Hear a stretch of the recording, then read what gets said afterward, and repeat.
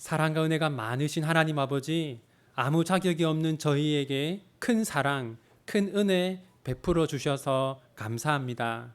저희가 아무 자격이 없지만은 영적으로 죽었던 저희들을 살려주시고, 저희들을 하나님의 자녀 되게 하시고, 하나님의 사랑을 받는 사람으로 이 세상을 살아가게 하신 것 감사합니다. 하나님이 우리에게 큰 사랑을 베푸신 것은 하나님의 은혜를 전하라고 그렇게 하셨다고 하신 말씀을 저희가 보았습니다. 그 말씀대로 하나님의 은혜를, 하나님의 복음을 저희가 최선을 다해 저희 이웃들에게 전하게 하여 주십시오. 하나님, 특별히 7월 30일을 전도 주일로 지키려고 합니다. 저희가 1년 365일 언제나 참 전도하는 날로 지켜야 하지만, 특별히 하나님, 저희가 하루 날을 정하여서 복음을 전하는 날로 지키려고 합니다. 미련하고 부족한 저희들을 사용하여 주시고, 저희들에게 용기를 주시고 은혜를 주시고 지혜를 주시기를 소원합니다. 하나님, 복음을 전하기로 마음먹고 또 기도하고 있는 사람들이 있습니다. 그들을 7월 30일 날 교회로 인도할 수 있도록 하나님, 저희들을 사용하여 주시고 은혜를 베풀어 주시옵소서. 사단이 방해하지 못하도록, 역사하지 못하도록 하나님께서 지켜 보호하여 주십시오. 하나님, 이제부터 오후 시간마다 구약 파노라마를 배우려고 합니다. 이 시간을 통해서 하나님의 말씀 더욱더 체계적이고 올바르게 알 수 있도록 도와주시고, 말씀을 통해 하나님의 은혜와 하나님의 뜻을 발견할 수 있도록 도와주시고, 특별히 하나님, 우리 비전교회는 주일학교 예배가 따로 없습니다. 이 시간을 통해서 우리 주일학교 아이들이 하나님의 말씀을 잘 배울 수 있도록 도와주십시오. 이 모든 것 예수님의 이름으로 기도합니다. 아멘. 오늘은 구약 파노라마 2강 천지창조와 아담에 대해서 살펴보겠습니다. 여러분, 1번은 창세기의 저자가 누구인가 라는 질문인데, 혹시 여러분 알고 있습니까? 창세기의 저자가 누구입니까? 모세라고 여러분 알고 있죠? 그런데 자, 여러분, 여기 보면 뭐라고 되어 있습니까? 저 사람이 모세거든요. 근데 모세가 뭐라고 해요? 내가 아니라고, 모세가 쓴 게 아니다, 이렇게 주장하는 사람들이 아주 많습니다. 그렇게 주장하는 이유는 크게 두 가지인데요. 첫 번째는 여러분 창세기가 어떤 사건으로 끝났는지 기억나십니까? 누가 애굽으로 가면서 끝납니까?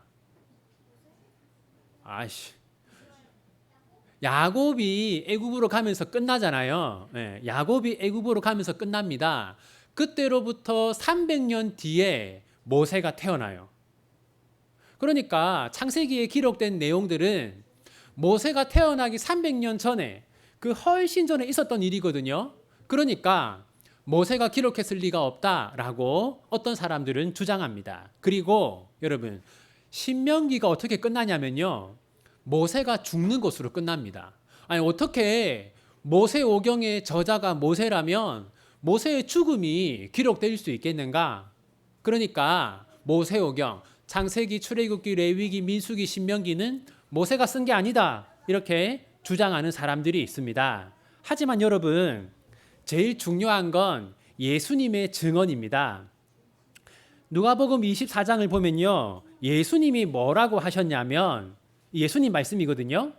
모세와 모든 선지자의 글로 시작하여. 이게 무슨 말이냐면, 예수님 당시의 유대인들은 창세기, 출애굽기, 레위기, 민수기, 신명기 5권을 모세가 썼다는 뜻으로 모세의 글이라고 불렀어요. 그런데 예수님도 똑같이 그 모세오경을 모세의 글이라고 하셨어요. 그러니까 예수님이 모세오경의 저자는 모세다라고 예수님이 인정하신 겁니다. 그러니까 여러분, 당연히 예수님이 모세가 저자라고 하는데 당연히 모세오경, 그 중에 하나인 창세기의 저자는 모세가 확실한 것이죠. 그러면 어떻게 모세는 자기가 태어나기 훨씬 전에 있었던 일을 기록할 수 있었는가? 크게 세 가지입니다. 첫 번째는 하나님의 감동. 여러분, 우리 전에 이거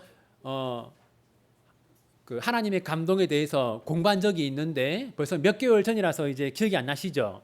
하나님의 감동이라는 것은 자, 이게 이제 하나님의 입김이라는 뜻이라고 했죠. 하나님의 입김, 하나님의 영향력. 인간 저자들이 성경을 쓸 때 자기 마음대로 쓴 게 아니라 하나님의 영향력을 받아서 쓴 겁니다. 그러니까 모세가 이 모세오경을 쓸 수 있도록 하나님이 지혜를 주신 것이죠.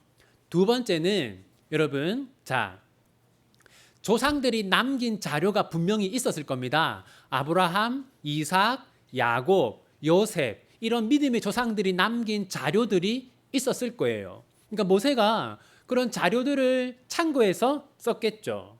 세 번째로는 이 고대인들은요, 종이가 아주 귀했기 때문에 중요한 것들은 암송을 해서 구전으로 전수했습니다. 암송과 구전. 그러니까 모세 역시 이렇게 구전으로 전해 내려오던 것들을 배웠던 것이죠. 자, 2번.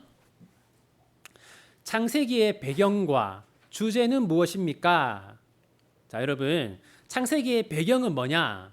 창세기의 배경은요, 인류가 시작하는 것과 시작하자마자 타락하는 겁니다. 여러분, 하나님이 아담과 하와를 만들었는데 아담과 하와가 창조되자마자 어떻게 합니까?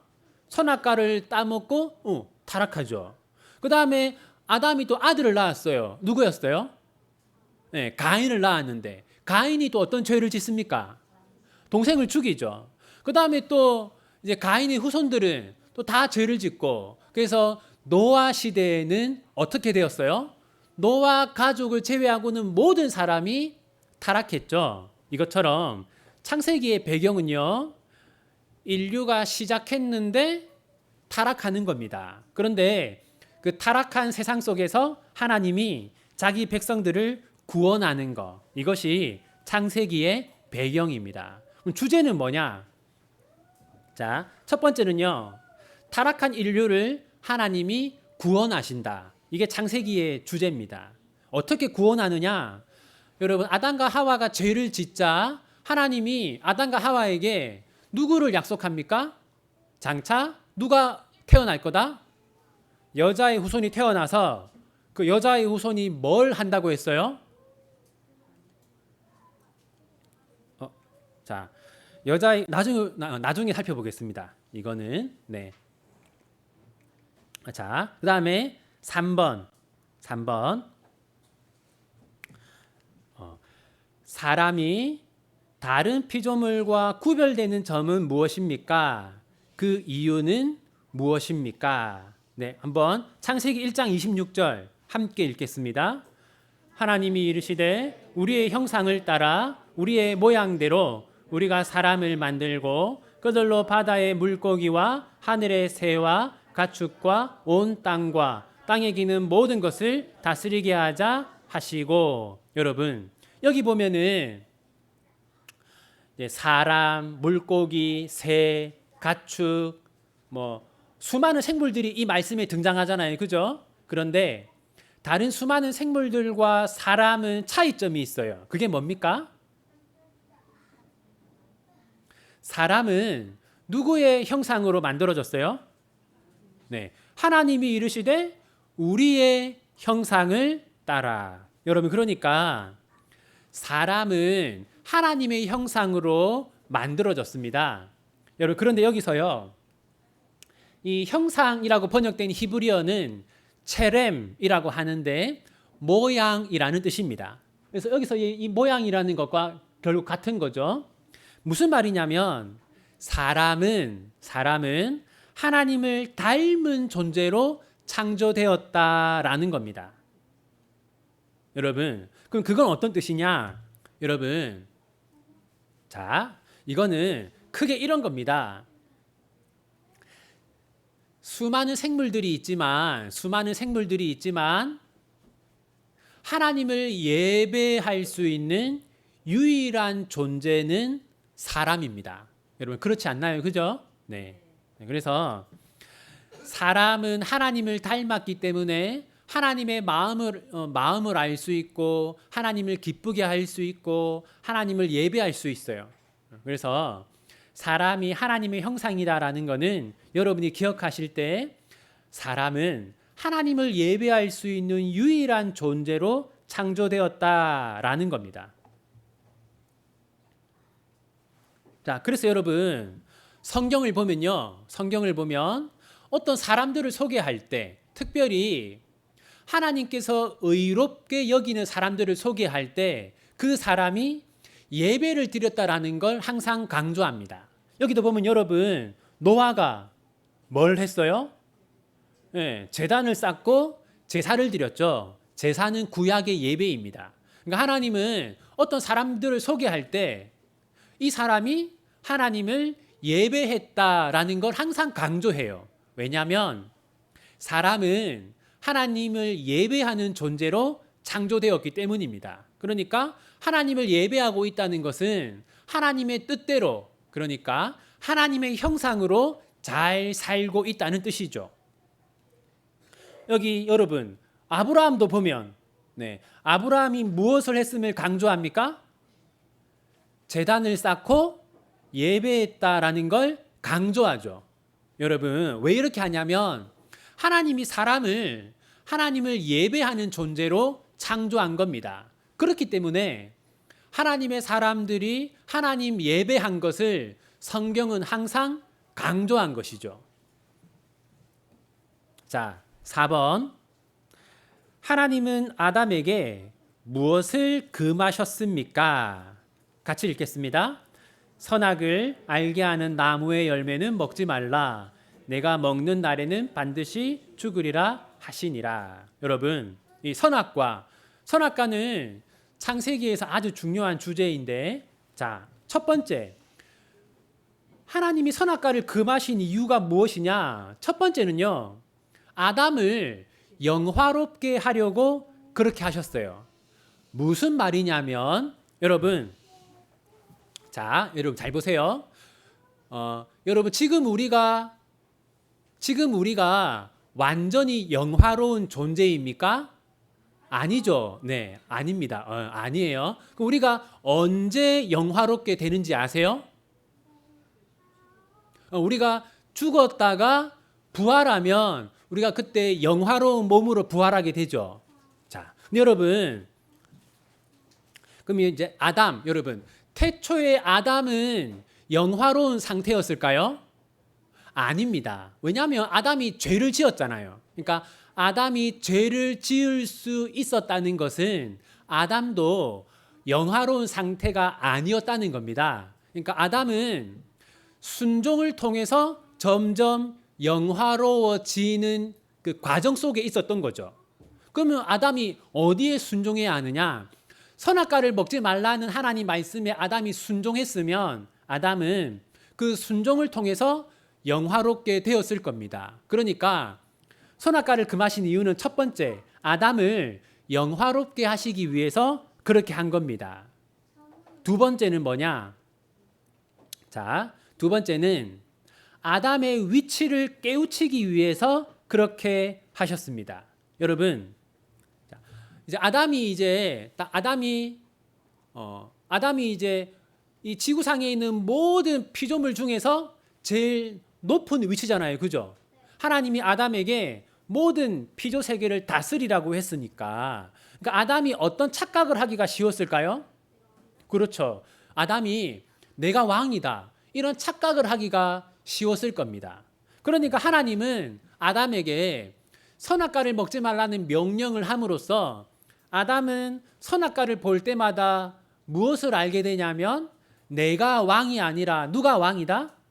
하나님이 왕이다라는 걸 알게 되는 겁니다. 그러니까 하나님이 선악과를 금하신 것은 첫째, 순종을 통해 아담을 영화롭게 하려고, 둘째, 아담의 위치를 깨우쳐 주시려고 그렇게 하신 겁니다.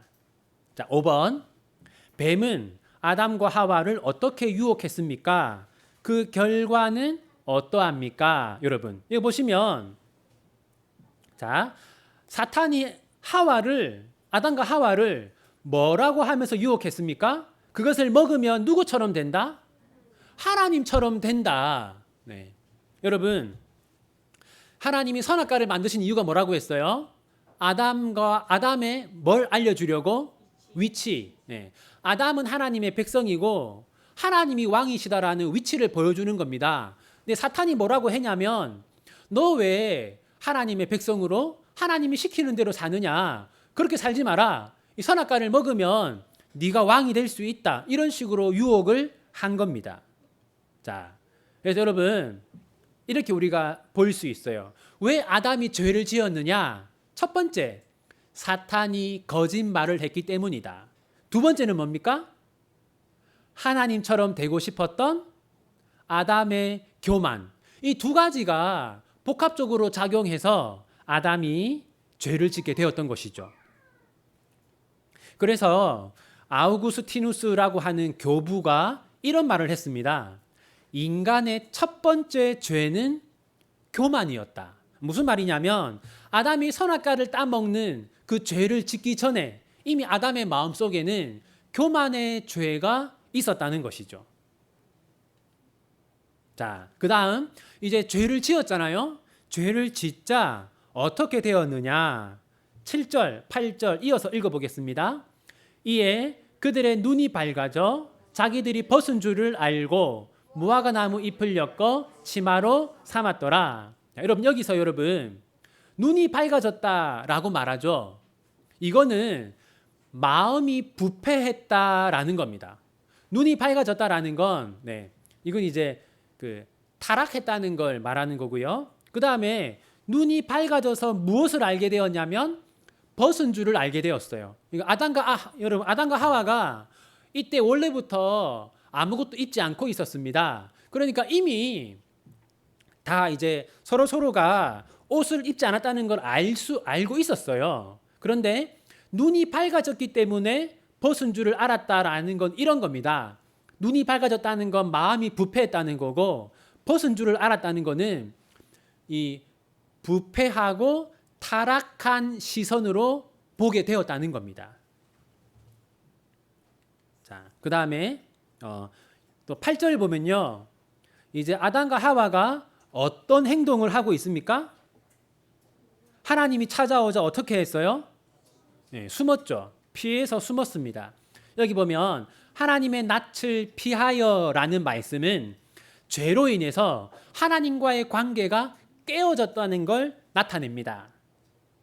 그 다음에 자, 그래서 이제 이걸 알려주는 게 로마서 3장 23절 말씀이죠.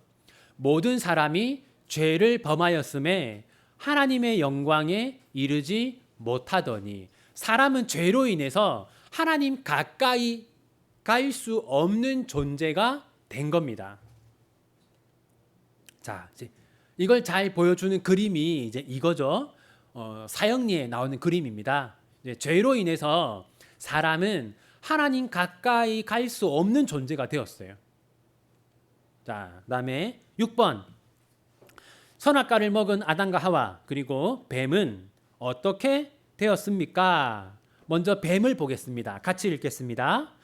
여호와 하나님이 뱀에게 이르시되 내가 이렇게 하였으니 내가 모든 가축과 들의 모든 짐승보다 더욱 저주를 받아 배로 다니고 살아있는 동안 흙을 먹을지니라. 여러분 1년 전에 설교라서 기억나실지 모르겠는데 원래 뱀은 지금처럼 흉측하게 생기지 않았다고 했죠. 원래는 모든 피조물 중에서 아마 제일 아름다웠을 것이다. 그런데 저주를 받아서 이렇게 된 겁니다. 뱀은 사탄의 도구로 사용되어서 이런 저주를 받았고, 그다음 이제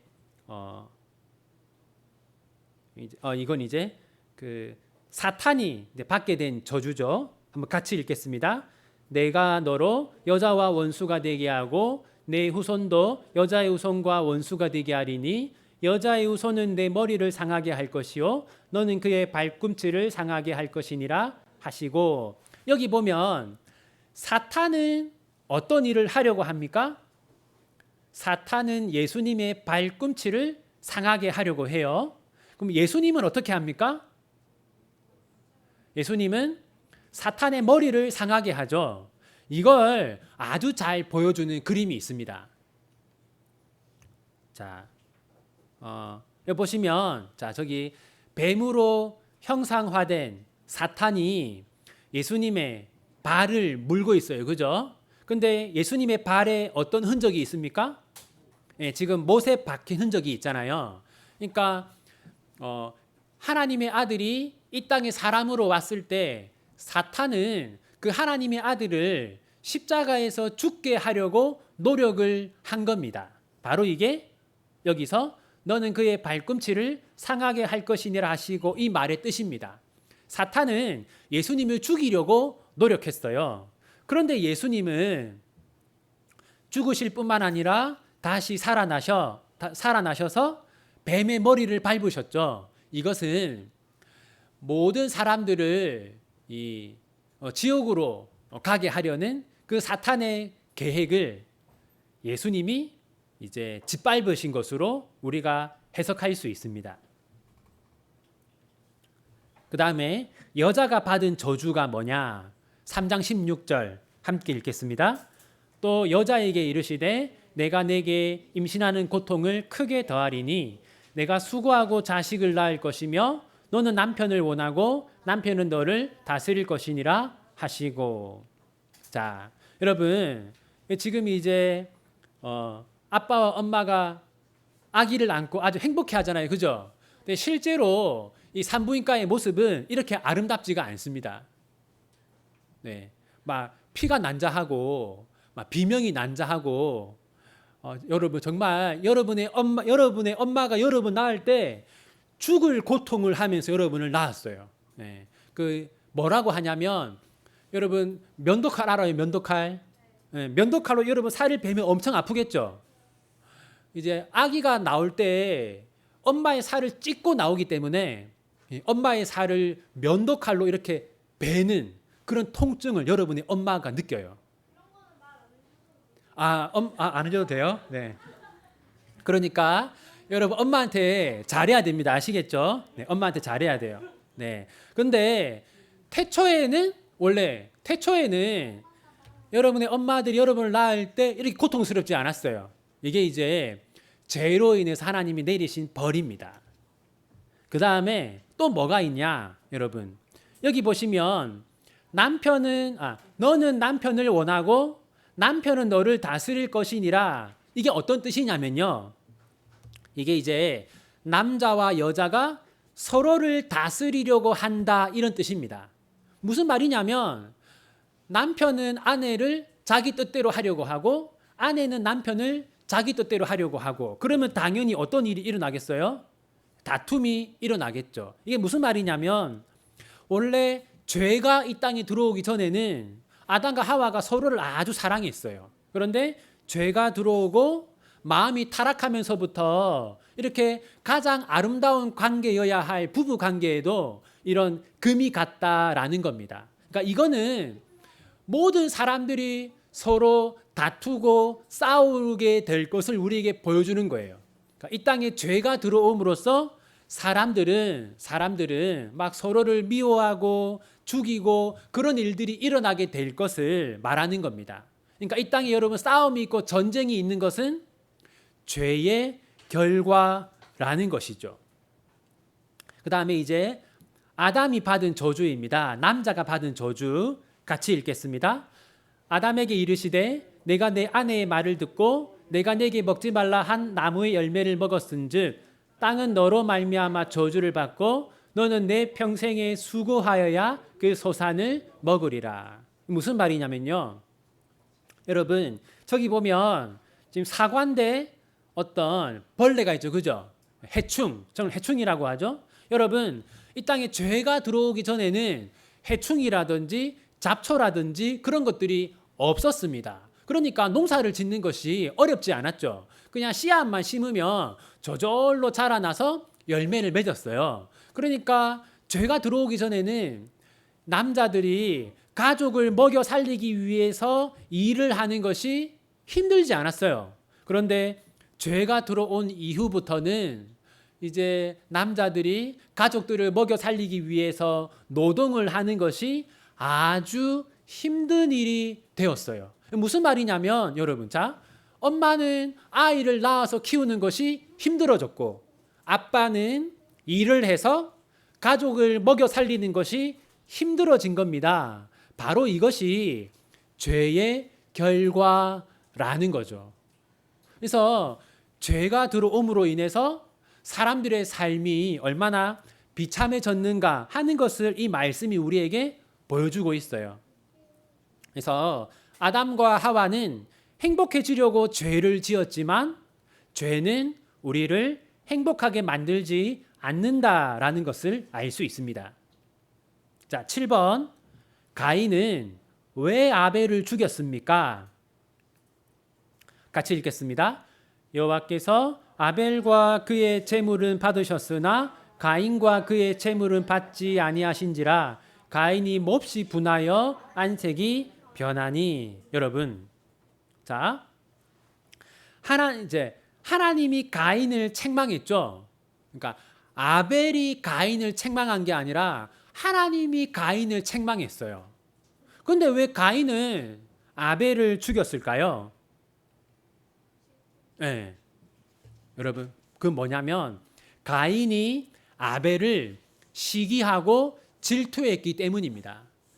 아벨이 가인보다 더 인정을 받으니까 가인은 시기와 질투심에 눈이 멀어서 동생을 죽였던 것이죠. 이게 뭐냐면요, 이 땅에 죄가 들어온 결과 사랑의 관계에서 시기와 질투의 관계로 변화되었음을 보여주는 겁니다. 그래서 여러분, 우리가 정말 하나님의 은혜를 풍성하게 받고 있으면 우리 비전교회 공동체 안에 어떤 일이 일어나느냐? 서로를 사랑하고 돕고 그런 일이 일어나지만 은혜가 사라지고 죄가 자리를 잡으면 서로 시기하고 질투하는 관계로 바뀌게 되는 거죠.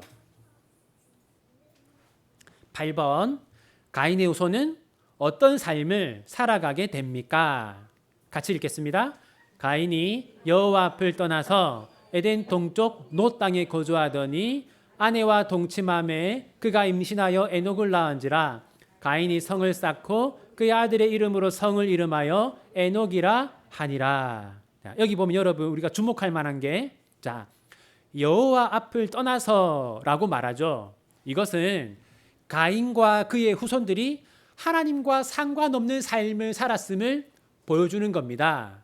그리고 이제 가인은 세상을 상징하거든요. 그러니까 이때부터 하나님의 나라와 세상 나라가 갈라지게 되었음을 우리에게 보여주는 겁니다. 그리고 가인이 아들의 이름으로 성을 이름하였다라고 하잖아요. 자, 그러니까 이것은 뭐냐면요, 가인이 하나님의 영광을 위해 살지 않고 자기 영광을 위해 살았음을 보여주는 것이죠. 그러니까 세상의 특징이 뭐냐면, 하나님을 떠난 세상 사람들의 특징은 자기의 이름을 높이려고 하고 자기 영광을 드러내려고 하는 것이 이 세상의 특징임을 우리에게 보여주는 겁니다. 마지막으로 9번. 하나님은 죄악으로 가득한 이 세상을 어떻게 하려고 하십니까? 같이 읽겠습니다. 이르시되 내가 창조한 사람을 내가 지면에서 쓸어버리되 사람으로부터 가축과 기는 것과 공중의 새까지 그리하리니 이는 내가 그것들을 지었음을 한탄함이니라 하시니라. 여러분, 세상에 죄가 가득하자 하나님은 다 쓸어버리겠다라고 하시잖아요. 이것은 여러분, 이 세상 마지막에 있을 일을 우리에게 보여주는 겁니다. 이 세상 마지막에는 예수님을 믿지 않고 악을 행했던 사람들이 하나님께 심판을 받게 될 것입니다. 그러니까 우리가 여기서 첫 번째, 죄에 대한 하나님의 태도. 하나님은 결코 죄를 그냥 두시지 않는다라는 걸 알 수 있고, 둘째, 마지막 날에 어떤 일이 있을 것인가 하는 것을 우리가 알 수 있습니다. 자, 이렇게 우리 천지 창조와 아담에 대해서 오늘 살펴보았습니다. 기도하고 마치도록 하겠습니다. 하나님 아버지, 오늘은 특별히 이 세상에 죄가 들어온 결과를 보았습니다. 죄가 들어옴으로써 인간의 삶이 얼마나 비참해졌는가 하는 것을 보았습니다. 하나님, 죄는 우리의 삶을 행복하게 만들지 않고 비참하게 만듭니다. 그러므로 우리 비전교회 모든 성도들이, 특히 비전교회 어린 자녀들이 죄를 멀리하고 죄 짓는 것을 싫어하고 미워하게 해 주십시오. 하나님, 최선을 다해 선을 행하며 하나님이 기뻐하는 삶을 살아갈 수 있도록 도와 주십시오. 특별히 우리 어린 주일학교 아이들을 위해서 기도합니다. 하나님, 너무나 음란하고 악한 세상입니다. 학교에서도 악한 문화가 가득합니다. 이런 타락한 세상에서 우리의 자녀들이 거룩하게 신실하게 믿음을 지키며 자라날 수 있도록 도와 주십시오. 특별히 하나님, 7월 30일 전도주일 우리를 사용하셔서 하나님께서 영광을 받으시기를 소원합니다. 그리고 하나님, 또 8월 달에 유초등부 여름 수련회가 있습니다. 우리 주일학교 아이들이 그 수련회를 통하여서 하나님의 은혜를 풍성히 누릴 수 있도록 도와 주십시오. 이 한 주간에도 비전교회 성도들이 어디에 있든지 늘 하나님이 함께 하시고 동행하시고 은혜를 베풀어 주시고 몸과 마음과 신앙과 모든 것들을 하나님께서 지켜주시고 복되게 하여 주시기를 소원합니다. 이 모든 것 예수님의 이름으로 기도합니다. 아멘.